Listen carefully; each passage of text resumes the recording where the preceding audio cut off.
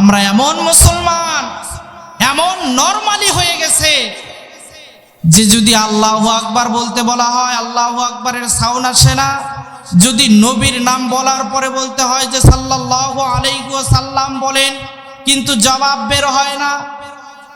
কেন ভাই? ঈমান কি দুর্বল হয়ে গেছে? ঈমান দুর্বল হলে চলবে না মুসলমান, ঈমানকে শক্ত করতে হবে।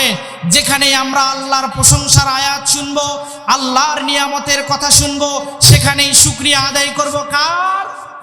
যেখানেই নবীর নাম শুনবো সেখানেই বলবো সাল্লাল্লাহু আলাইহি ওয়াসাল্লাম। আমরা অনেকেই জানি কিন্তু মানি না, কথা বলেন ঠিক কি না? নবীর নাম শোনার পরে যদি কেহ সাল্লাল্লাহু আলাইহি ওয়াসাল্লাম বলে তো আল্লাহ তাআলা তাকে 10টা রহমত দান করেন, বলেন সুবহানাল্লাহ। 10টা মর্যাদা বাড়িয়ে দেন, 10টা গোলাম আজাদ করার সওয়াব দেন। কিন্তু নবীর নাম শুনলে সাল্লাল্লাহু আলাইহি ওয়াসাল্লাম বের হয় না।